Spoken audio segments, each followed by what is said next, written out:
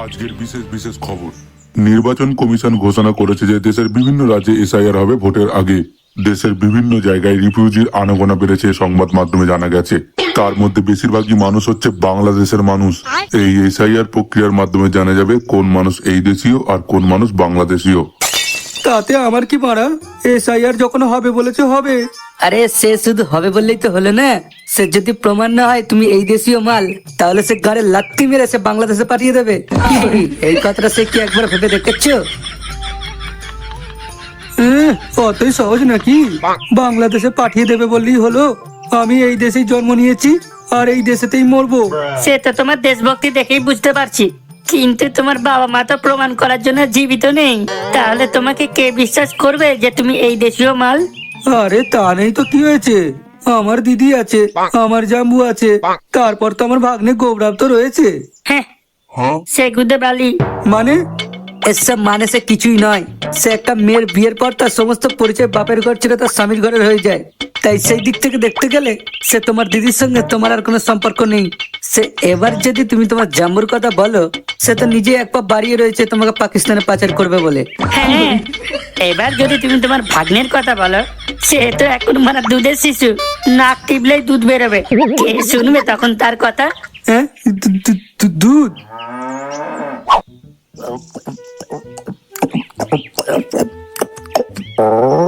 প্রতিদিন সকাল সকাল এইরকম দুধ পেলে বেশ মন্দ হয় না, তবে অন্য দিনের তুলনায় আজকে দুধটা বড্ড বেশি খাঁটি ছিল।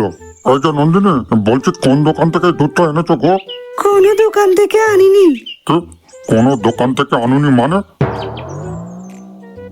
তাহলে কোথা থেকে এলো এই দুধ? দুয়েছি। দুয়েছ মানে? আমাদের ঘরে কোনো গরু বা ছাগল নেই যে তুমি দুধ দুইবে। কি হলো আবার? আবার দাঁত কালানোর মতো কি হলো? হ্যাঁ, সব কথা কি মুখে বলা যায়?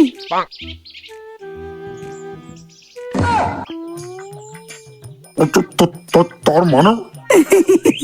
তুমি ঠিকই ধরেছো।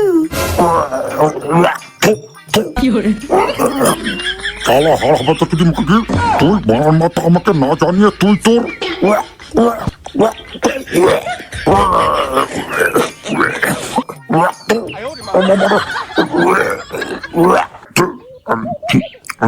এই শোন, এই যে এসআইআর এর কাজ শুরু হবে তার সমস্ত দায়িত্ব আমার উপরে পড়েছে। অর্থাৎ এই বালপুরের সমস্ত মানুষ আমার কাছে আসবে এসআইআর এর ফর্ম ফিল আপ করতে এবং জমাও দিতে আসবে। তাই আমি ঠিক করেছি প্রত্যেকের থেকে 2 টাকা করে নেব। 2 টাকা? 2 টাকা করে নিয়ে কি হবে?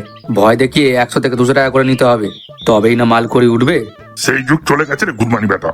এখন সরকারি কোনো কাজের জন্য সাধারণ জনতার থেকে সামান্য 50 টাকা ঘাবলা করলে কেন্দ্র বাহিনীর সৈনিকরা এসে তাদের রুল বাড়ি ডাইরেক্ট গাঁড়ে ঢুকিয়ে দেবে। হ্যাঁ, আর আমাদের গুরু অন্যদের মতো কখনোই অশুভতম করে না। আমাদের গুরু সৎ, ন্যায়ের প্রতীক। আচ্ছা গুরু, আমি তো এটা মোটেই বুঝতে পারলাম না, তুমি এই 2 টাকাটা কি জন্য নেবে? তুমি যদি কোনো মানুষের সঙ্গে জালিয়াতি না করো, তাহলে এই 2 টাকাটা কিসের জন্য? হ্যাঁ, এটা তুই একদম ঠিক কথা বলেছিস। হ্যাঁ গো গুরু, তুমি এই 2 টাকাটা কি জন্য নিচ্ছ? আচ্ছা বুদ্ধিহীন গান্ডু চত্ব তুই, বলি এই গান মারানির সঙ্গে ঘোরা একটু বন্ধ কর, বুঝলি? এইসব তুমি কি বলছো গুরু? ঠিকই বলছি ওরে। এটা হলো এক নতুন ধরনের টাকা তোলার ব্যবসা, বুঝলি? না হলে একবার ভেবে দেখ, যদি সাধারণ মানুষের থেকে 100 থেকে 200 টাকা করে ধমকি দেখিয়ে নিয়ে নি, তাহলে সাধারণ মানুষেরা স্পষ্ট বুঝতে পেরে যাবে যে আমরা ইচ্ছা করে গুন্ডামি করছি। কিন্তু যদি ফর্ম ফিলিং এর জন্য এবং সেটি জমা নেওয়ার জন্য 2 টাকা করে 4 টাকা নেওয়া হয়, তাহলে মানুষ সেটিকে সত্যি হিসাবেই মানবে। কারণ মানুষ ধনী হোক বা গরিব, কম অঙ্কের টাকাকে কেউ মূল্য দেয় না। এবার আরেকটা জিনিস হিসাব করতো, আমাদের এই বালপুর গ্রামের মধ্যে রয়েছে মোট 2000 জন মানুষ। এবার এই 2000 জন মানুষ এক এক করে ফর্ম ফিল আপ করার জন্য 2 টাকা আর ফর্ম জমা করার জন্য যদি 2 টাকা করে দেয়, তাহলে কত টাকা উঠে আসছে বলতো? কত টাকা? ধরো হচ্ছে প্রথমে ওই 2 দিয়ে গুণ করলে তোমার হচ্ছে ওই আবার 2 টাকা ধরতে হবে, তার উপর আবার 2 আরো 3টে শূন্য, ওই 8,000 টাকা। হ্যাঁ, কি বললি? 8,000 টাকা। তুই ঠিক বলছিস তো? বারে, তোমার সামনে মিথ্যে কথা বলে আমার কি লাভ? তুই মেয়েদের চুরি আমার চুপ মার। আমি ওর থেকে স্মার্ট হয়ে এখনো পর্যন্ত হিসাব করে উঠতে পারলাম না, আর ও এত বড় হিসাবটাকে এক্ষুনি বলে দিল। এবার তুমি বলো, এটা কি মানা যায়? আমি একদম নিশ্চিত এই ফেতি যদি আমার ডাহা মিথ্যে কথা বলছে। কেন রে ওলাও তো বলি, আমার উন্নতি দেখে তোর কি গাঁড় ফুলে যায় নাকি? হ্যাঁ সুরের বাচ্চা। গুরু, আমার হিসাব যদি তোমার ভুল মনে হয় তাহলে তুমি ক্যালকুলেটারে হিসাব করে দেখে নিতে পারো। আর না হলে তুমি তো এর নামটা বা চারের নামটা খুব ভালোভাবেই জানো। তা কেন জানবো না? ছোটবেলায় বাবা আর মা দুজনে পুরো চাপকে পিঠ লাল করে দিয়ে নামটা মুখস্থ করাতো। এখনো মনে পড়ে সেই সব দিনের কথা। ওই তো তোর হচ্ছে 4 1 4, 4 2 8, 4 3। এবারে বলো, 2 এর পিঠে কটা শূন্য দিলে 2000 হয়? সেই শূন্যগুলো ওই 8 এর পিছনে লাগিয়ে দাও। 8 এর পিছনে 2 এ 3টে শূন্য, 1 2 3। আরে বাস, তুই তো দেখছি হেভি স্মার্ট বয়ের মতন হিসাব করলি। এইরকম হিসাব তুই কোথা থেকে কিভাবে শিখলি পাদু? হ্যাঁ, আমি ওকে এক সময় শিখিয়েছিলাম। তুই শিখেছিলি? হ্যাঁ। তাহলে খানকে ছেলে আমার যখন হিসাবটা করতে বললাম তখন বলতে কি এত সময় লাগলো কেন? হ্যাঁ আরে আমি তো ইচ্ছা করে বলিনি। আসলে আমি ওর পরীক্ষা নিচ্ছিলাম। আমি দেখতে চাইছিলাম যে ও ঠিক মতন উত্তরটা দিতে পারে কিনা। হ্যাঁ রে আতকুড়ের বেটা, ঘরে গিয়ে নিজের মায়ের পরীক্ষা নে না সুরের বাচ্চা আমার। এই মুখ সামনে কথা বলে দিচ্ছি পাদু। গুরু, আমার কিন্তু এবার ভীষণ জোরে হাত উঠে যাবে বলে দিচ্ছি। লেবরা বালের মেয়ে ছেলে কোথা থেকে এসেছে কে জানে, বাঁ মাথা। হ্যাঁ, সালা মেয়ে মানুষের মতন একবার মুখ খুললি 1000টা খিস্তি বেরোয়। হ্যাঁ রে মামি গো, তোর বাবা আমার ফোন মারতে এসে দেখে গিয়েছিল আমার কলের বোতলে হোল আছে, তাই না? আর সেই জন্য তুই আমাকে মেয়ে ছেলে বলছিস? হ্যাঁ দেখবি তোর এক্ষুনি ঘরে গিয়ে তুই আরেকটা কিরম ভাই বের করে দেবো, দেখবি। তবে রে খান কি এই দেখো, এই আরে এই তোরা মারামারি থামারে। ওই ওরে, এবারে কি জ্বালাতনে পড়া গেল বলো দেখিনি। লেবারে এদিকে আমার টেনশনে মাথা ফেটে যাচ্ছে, আর ওরা ওদিকে নিজেদের কথা কাটাকাটি নিয়ে মাছ ভাতের মধ্যে কেন ঝগড়া মারামারি করছে দেখো। আরে এই শুয়োরের বাচ্চাগুলো, তোরা মারামারি থামাবি তবে রে।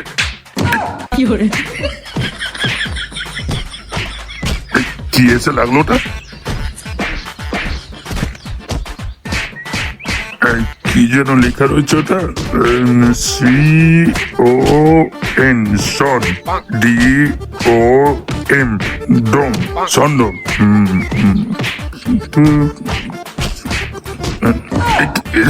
সন্ডম না কন্ডম? গান মেরেছে, এটা তো কন্ডমের প্যাকেট। এদের দুজনের মধ্যে নিশ্চয়ই কেউ এই কন্ডমের প্যাকেটটাতে মারা ঘুরে বেড়ায়। কিন্তু কোন সুরের বাচ্চা? হ্যাঁ ভাই পকাই, তোর কি মনে হয় এবারের নির্বাচনে কে জিতবে? সে যে জিতুক ভাই, তাতে আমার কোনো যায় আসে না। যায় আসে না কি বলছিস রে? মানুষের শিক্ষা দীক্ষা আজ কোথায় গেছে দেখেছিস? বলি এই জিনিসটা কি আগে ছিল? এখন একটা মাধ্যমিকের স্টুডেন্টকে একটা সামান্য বাক্য লিখতে বললে তার আঙুলে ব্যথা হয়, আর নয়তো পেনের কালি ফুরিয়ে যায়, আর রিডিং পড়তে বললে দাঁত ভেঙে যায়। শুধু তাই নয়, কলেজের স্টুডেন্টগুলোরও ঠিক একই অবস্থা। দেখ ভাই, আমার তো বিদ্যা টিদ্যা নিয়ে কোনো কাম কারবার নেই, তাই আমি যেটা নিয়ে সুখে আছি আমাকে সেটা নিয়ে সুখে থাকতে দে ভাই। তাই কেন সকাল সকাল মাথাটা কিরকম খাচ্ছিস? হ্যাঁ, এই তোদের মতো কিছু মূর্খচোদা সুরের বাচ্চার জন্য আমাদের ভবিষ্যৎ প্রজন্মের ছেলেপুলেরা ঠিক তোদের মতোই এক একটা আস্ত মূর্খচোদা তৈরি হচ্ছে। বলি তুই নিজে বুঝিসনি বলে তুই অন্যজনকেও বোঝাবি না? সাধারণ শিক্ষা তো কবেই তো জলের তলে মাছেদের সঙ্গে সাঁতার কাটতে চলে গেছে, আর উন্নয়নের কবেই তো গান মারা হয়ে গেছে। দেখ ভাই গোবরা, আমি তোকে আবারও বলছি, সকাল সকাল আমার দোকানে বসে রাজনীতি নিয়ে এরকম বিবাদ কথা বলিস না। আমি আলাদা আছি, ব্যবসা করে খাচ্ছি, তাহলে কেন এই রাজনীতির জঞ্জাল ঢুকিয়ে আমার ব্যবসা পুরো গান মেরে দিচ্ছি শুনি? এবার এখন যদি রাজনীতির 2-4টে ছেলে আমার দোকানে এসে শোনে এই সমস্ত কথা, তাহলে হয়তো এখন কিছু করবে না, রাতের আধারে এসে আমার দোকানটাকে পুরো গায়েব করে দেবে। ছি শালা ছি। বলি দোকানে তোর বউকে দাঁড় করিয়ে দিয়ে তুই নিজে শাড়ি পরে তালি বাজা গিয়ে, বুঝলি? তাহলে তোকে আর কোনোদিনও এইরকম প্রশ্নের সম্মুখীন হতে হবে না। তুই শালা নপুংসকের থেকেও বড় অধম। ওনারা তো তবুও প্রতিবাদ করেন, আর আরে তুই তো প্রতিবাদ করবে কি করে? বলি ওকে কিছু করতে হয় নাকি? নামেই তো মানে বালের চা দোকান, ওর সমস্ত সংসার খরচ তো বইয়ের টাকাতেই চলে। হ্যাঁ, আমি কি তার জানি না? রাতের আধারে পার্টির লোক ঢুকিয়ে খপাখপ করে ভাড়া।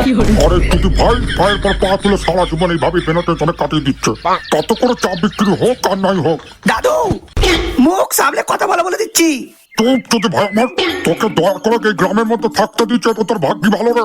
তুই জানিস এই পকায় যদি শুধু শুধু ঘুরে বেড়ায় তাহলে গ্রামের মানুষ জানতে পেরে যাবো বই ভেরুয়া।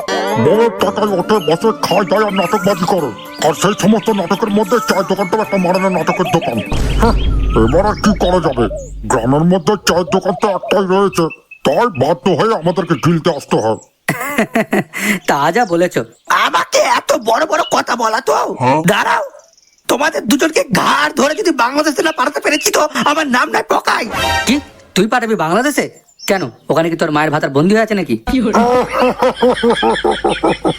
চল চল, ওই বাবা চোদার কথা বাদ দে, এখন চল ক্লাবে চল।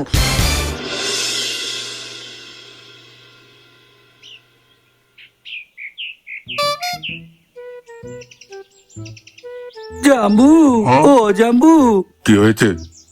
বলছিলাম কি জাম্বু, তুমি এতদিন আমাকে যা বলেছো তার কোনোটাই আমি পালন করিনি। এবার থেকে তুমি যা বলবে আমি তাই করব। বাবা, বলি আজকে সূর্য কোন দিকে উঠলো শুনি? তা হঠাৎ করে এরকম সুবুদ্ধি উদয় হওয়ার কারণটা কি? তেমন কিছু না জাম্বু, আমার তোমাকে দেখে ভীষণ কষ্ট হয়। আসলে তোমার বয়স হচ্ছে তো, আজ বলতে কাল কখন টপকে যাবে, তখন দিদি আর ভাগ্নিকে তো আমাকেই সামলাতে হবে, তাই না? কি হয়েছে? আমি কেন মরতে যাবো রে সুরের বাচ্চা আমার? সত্যি করে বলতো, তোর মাথায় কি প্ল্যান চলছে এখন? জাম্বু, তুমি আমাকে বাঁচাও, তুমি আমাকে যা বলবে আমি তাই করব। রাত্রিবেলা তুমি আমাকে চুষে দিতে বললে আমি চুষেও দেব। আমি কথা দিচ্ছি দিদি জানতেও পারবে না, তুমি শুধু আমাকে বাঁচাও। আরে আরে কি হয়েছে? কি হয়েছে? ভীষণ বড় বিপদ হয়ে গেছে, তুমি এবারের মতো আমাকে বাঁচাও, আমাকে উদ্ধার করো না জাম্বু। আরে বাঁড় মাথা, কি হয়েছে সেটা তো বলবি আগে। কোনো কিছু না বলে যে শুধু বাঁচাও বাঁচাও খেলাচ্ছিস, তোকে কি আমি পদে বাঁড়া দিয়ে বাঁচাবো নাকি? হ্যাঁ, কি হলো বল। এই তো তুমি নিশ্চয় শুনেছো, গোটা দেশের মধ্যে প্রায় প্রত্যেকটা রাজ্যের মধ্যে এসআইআর শুরু হয়েছে। এবার সেখানে বংশের প্রমাণপত্র সহ আরো অন্যান্য যাবতীয় ছাড়পত্র চাইছে দেশের প্রমাণ হিসেবে। এবার যাদের কাছে সেই প্রত্যেকটা প্রমাণ থাকবে না, তাদেরকে নাকি বাংলাদেশে পাঠিয়ে দেওয়া হচ্ছে। ও, এই ব্যাপার। প্রমাণ যখন চাইছে তখন দিয়ে দেবে, অত চিন্তা করার কিসের? আরে কি করে দেব, আমার মা বাপ যে নেই, আর যে সমস্ত জায়গা জমি ছিল তা তো আমি কবেই বিক্রি করে দিয়েছি, আর ওখানে কোনো কাগজপত্র ছিল কিনা সেটাও তো জানি না। আমি সবই খুঁয়ে চলে এসেছি জাম্বু।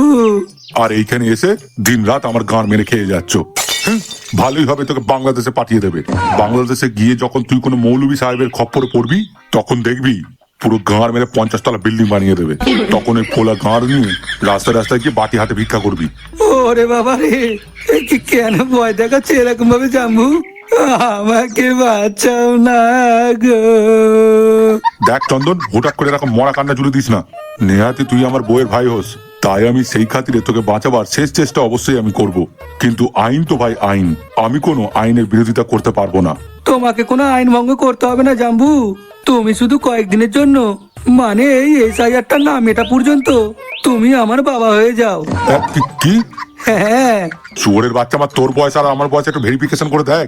একটা বাচ্চা ছেলে পর্যন্ত বুঝতে পেরে যাবে যে আমরা ডাহা মিথ্যা কথা বলছি।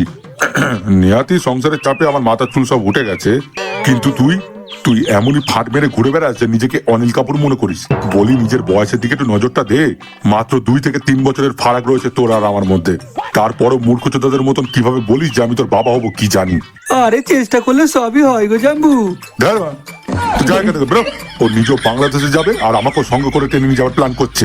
আমি তোকে শেষ কথা বলে দিচ্ছি চন্দন, আমি তোর জন্য সব রকমের চেষ্টা করব, যা করতে হয় তাই করব, কিন্তু তোকে আমি কোনো মতেই ছেলে বলে পরিচয় দেবো না। এবার যা, বেরো বেরো কেন বেরো, একেবারে হেয়ারিং এর দিনে মুখ দেখাবি, বেরো।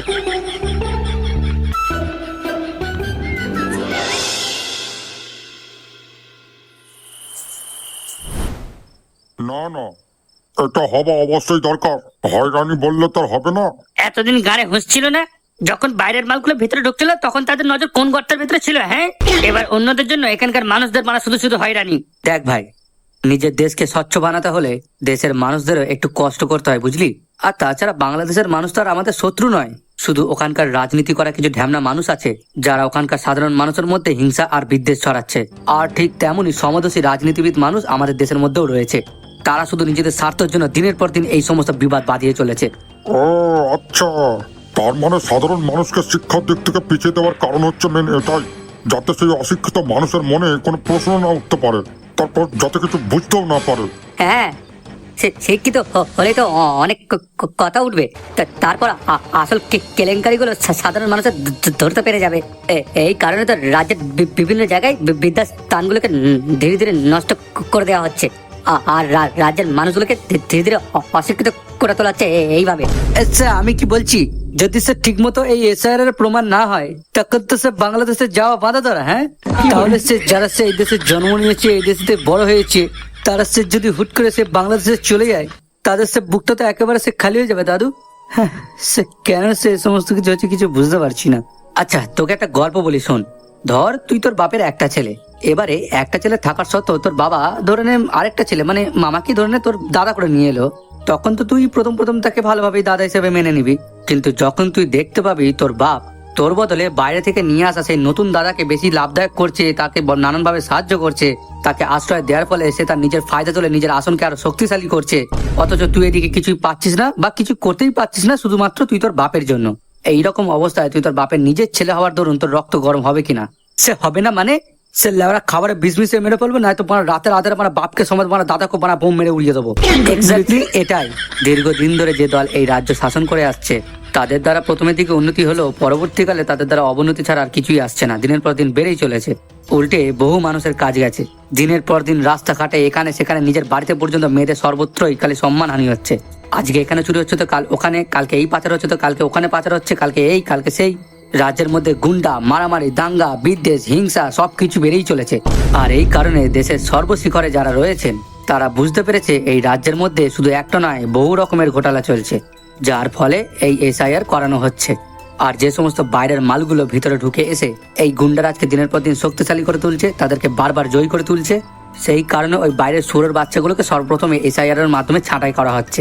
হোক লেওরা সামান্য হোটেলে বা কোনো ওই রুমেতে রাত কাটাতে গেলে আধার কার্ড দেখিয়ে নিজের পরিচয়পত্র জমা করে ভেরিফিকেশন করে তবেই থাকতে পারি, তারপরে পক করতে পারি। আর এটা তো নিজের দেশ বলে কথা, সেখানে তো এই সামান্য বিষয় হবেই। আমার মতো বলে এর থেকে আরো বড় কিছু হওয়া দরকার ছিল। তুই সেই থেকে বসে চুপচাপ রয়েছিস, বড় কিছু বলছিস না কেন? আমি আর কি বলবো, আমি এই দেশের মানুষ বলে তো আমার তার কোনো কিছু প্রমাণপত্র নেই, তাই আমাকে বাংলাদেশে যাওয়া থেকে কেউ আটকাতে পারবে না। আরে তুমি ভয় পাচ্ছ কেন মামা? তোমার যা কিছু প্রমাণপত্র আছে তুমি সেইগুলো জমা দিও, তারপর যেটা হবে তখন সেটা দেখা যাবে। হ্যাঁ, আমরা তো রয়েছি তোর সঙ্গে, তাই অত চিন্তা করিস না, বুঝলি? তাহলে দাদু তুমি আমার বাবা হবে?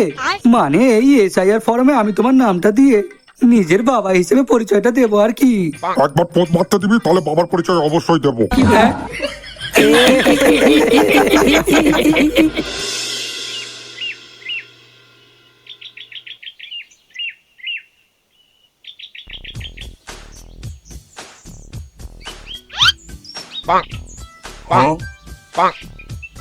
এইখান কিছু নেই, লেওরা সামনে তো জায়গা থাকতে তোর ভোঁদাই মার্কে গাঁটটাখানি কেন বারবার খেলা মারছিস? হ্যাঁ, আরে দেখো না দাদু, এই যে এই শুয়োরের বাচ্চাটা সামনের দিকে অত জায়গা থাকতো নিজের গাঁটটাখানি আমার বাড়ার সাথে ভুলিয়ে যাচ্ছে। আরে সাথে কথা বলে কি হচ্ছে? সে সালা সুড়ো বাচ্চাটাকে লাত্তি মেরে বের করে বের করে সালা আমরা পুরুষের চাল পড়া একটা আস্ত গুদানি বেড়া গুলো এসে পড়ে দাঁড়া আমাদের সামনে। নেক্সট। ওই দেখ ডাক চলে এসেছে। শালা ওলাও তোর বাচ্চা, তোর চোদ মারনি লেওড়া রক্ত তো মরবি। তবে রে গান্ডু চোদ।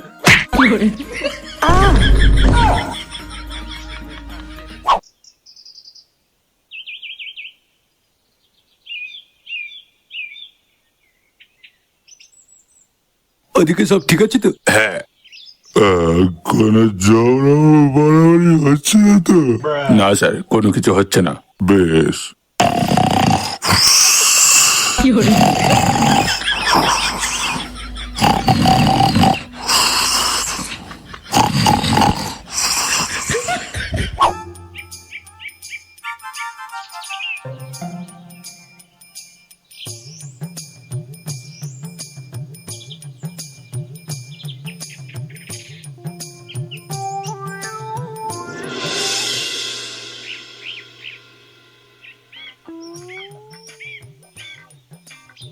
দাঁড়া, আগে 2 টাকা দে, তারপর ফর্ম নিতে পারবি। কিসের জন্য? আরে একটা কাগজের দাম নেই নাকি, সেটার জন্যই 2 টাকা। তাহলে জমা দিতে সেটা নিশ্চয়ই বিনা পয়সায়। না, তাতেও 2 টাকা লাগবে। মানে ফর্ম জমা নিতেও আবার 2 টাকা লাগে নাকি? আরে ভাই, এই বছর থেকে এই রুল শুরু হয়েছে। ওই সমস্ত বালের রুলের গান মারি আমি। লড়ার মতো ফর্ম তুলতে 2 টাকা, জমা করতে 2 টাকা। এর থেকে তো ভালো ছিল তোরা গোটা দল মিলে গ্রামের মানুষকে অনুরোধ করে বলতে পারছিস আমাদের 2 টাকা করে ভিক্ষা দাও। তাহলে মনে তোদের মুখ দেখে দয়া করে 2 টাকার জায়গায় 5 টাকা করে আমরা ভিক্ষা দিতাম। কিন্তু লড়াই থাকি হ্যাঁ, এই সরকারি কাজের মধ্যেও তোরা 2-1 টাকা করে নিয়ে মানুষের থেকে লোক দেখানো কম টাকা তোলা তুলছিস। এই কানাই, যারা টাকা দিতে চাইছে না তাদের থেকে বিনা পয়সাতে ফর্ম দিয়ে ফর্ম জমা নিয়ে নে। যখন মারা ওই ফর্ম গুলো মারা রিপিট ঘরে পৌঁছাবে, আর বাংলাদেশ থেকে যখন গান বানানোর জন্য ডাক আসবে, তখন এই সমস্ত হোম্মেতম্বি পুরো ঘাড়তে বেরিয়ে যাবে। আচ্ছা, এই রকম ভাবে জোর জুলুম, তাই তো? দাদু, এই নিয়ে আর একটা কথা বলো না। ওরা যেটা চাইছে সেটা দিয়ে দিই, চলো। হ্যাঁ, আমরাও দেখে নেব এই জোর জুলুম কতদিন চলে।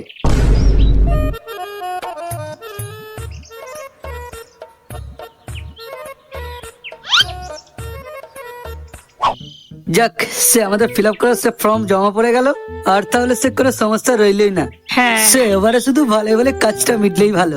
সেটা আর বলতে, তবে মামাকে ওগো, আমাকে ছেড়ে দাও, আমাকে তোমরা ছেড়ে দাও। আমি এই দেশি ও বাবা, আমি সত্যি বলছি, আমি বাংলাদেশের মানুষ নই।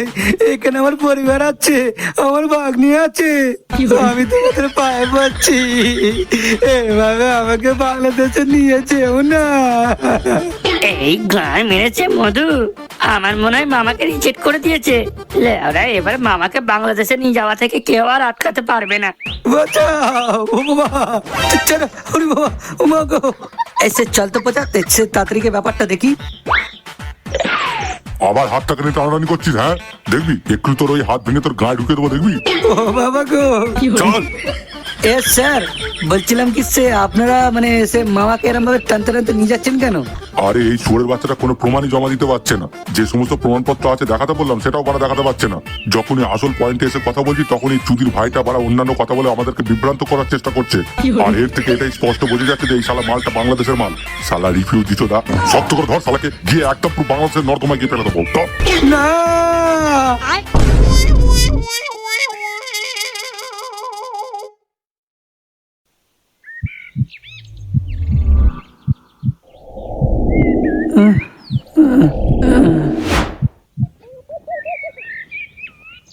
আমি কোথায়?